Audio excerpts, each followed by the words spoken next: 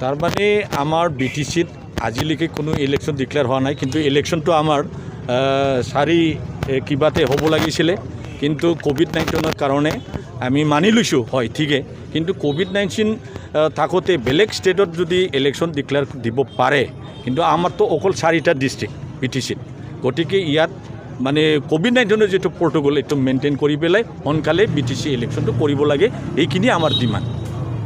দেখা গৈছে BTC election বেলেগত হৈছে, বিটিসিত হোৱা নাই, ইয়াৰ ৰাজ্য চৰকাৰৰ কিবা ষড়যন্ত্ৰ নিহিত হৈ আছে বুলি আপোনালোকে ভাবেনে? আমি নিশ্চয় ষড়যন্ত্ৰ আছে বুলি আমি ক'ব পাৰোঁ, কিয়নো বেলেগ ষ্টেটত মানে 3 ফেজলৈকে ইলেকশ্যন হ'ব বিহাৰত, কিন্তু তাত ইলেকশ্যন কৰিব বিচাৰিছে। কোভিড-19টো অকল অসমত হোৱা নাই বা ইণ্ডিয়াত হোৱা নাই, বেলেগ কাণ্ট্ৰিটো হৈছে, গতিকে তাত যদি কোভিড-19ৰ প্ৰট'কলটো মেইনটেইন কৰি পেলাই যদি ইলেকশ্যন কৰিব পাৰে, আমাৰ ষ্টেটত কিয় নোৱাৰে বা আমাৰ বিটিসিত কিয় নোৱাৰে, এইটোৱে আমাৰ ডিমাণ্ড। গতিকে ইয়াত চৰকাৰৰ কিবা এটা ষড়যন্ত্ৰ আছে, কিবা অংক মিলা নাই তেখেতসকলক, এইটোৰ কাৰণে ইলেকশ্যন কৰিব বিচৰা নাই, ইলেকশ্যন কৰিবলৈ ভয় খাই আছে।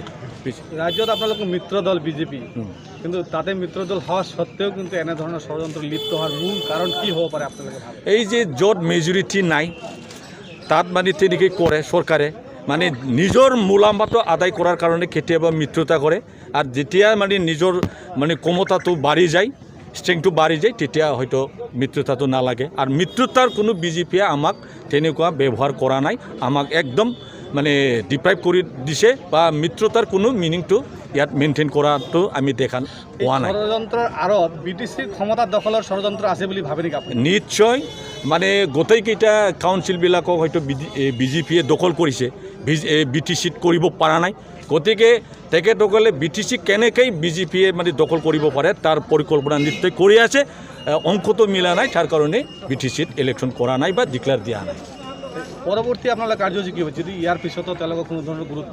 আমি হয়তো 2 তাৰিখলৈকে গান্ধী জয়ন্তীৰ মানে তাৰ লগত সংগতি ৰাখি আমি কিবা প্ৰগ্ৰামো আছে, আমাৰ হাংগাৰ ষ্ট্ৰাইক আছে, বাইক ৰেলী আছে, তাৰপিছত টৰ্চ লাইট মাৰ্চ ট্ৰাইং আছে, গতিকে এই প্ৰগ্ৰামটো শেষ কৰাৰ পাছত যদি চৰকাৰে কোনো ইনিচিয়েটিভ নলয়, তেতিয়া আকৌ আমি গণতান্ত্ৰিক পদ্ধতিৰে আকৌ আমি আন্দোলন কৰি থাকিম। আৰু আমি এটা শ্লোগান দিছোঁ অলৰেডি, ন' ইলেকশ্যন ন' ৰেচ।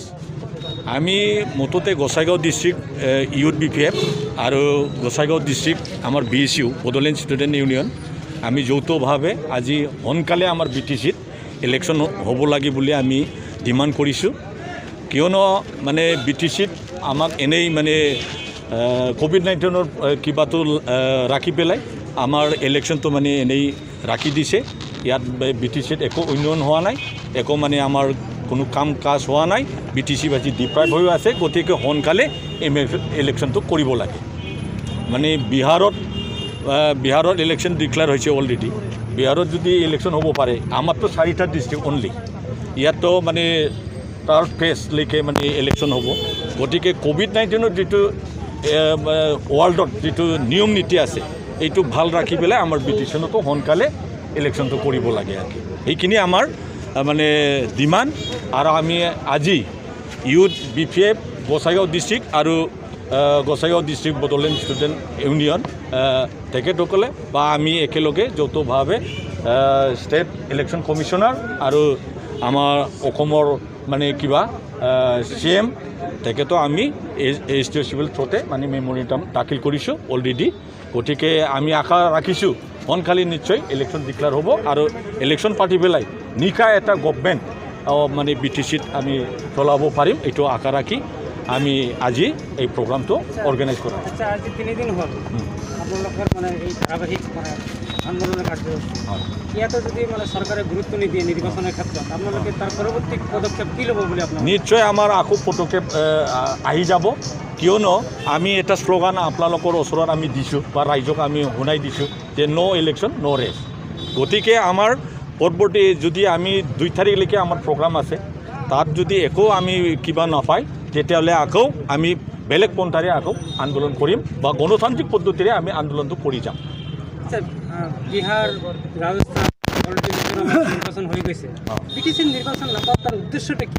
নিশ্চয় কিবা অসমৰ মানে বিজেপি চৰকাৰে কিবা এটা ষড়যন্ত্ৰ কৰি আছে, হয়তো কম সময়ৰ ভিতৰত হয়তো বিটিআৰ কিবা এটা চুক্তি কৰিছে মানে মৰাণ মটক এই যে কিবা Rajbongshi autonomous council Bodo Kachari welfare autonomous council তেনেকৈ বনাই কিনি হয়তো বিজেপিৰ যিটো অস্তিত্ব অসমত হয়তো নাইকিয়া হৈ গৈছে গতিকে তেনেকুৱা মানে সৰু সুৰা যদি সমস্যাটো সমাধান কৰি দিয়ে নিশ্চয় আগন্তুক 2021 নিজৰ মানে ক্ষমতাটো দখল কৰাৰ কাৰণে তেখেতসকলে নিশ্চয় প্ৰচেষ্টা লৈছে এইটোৱে আমি ভাবোঁ আৰু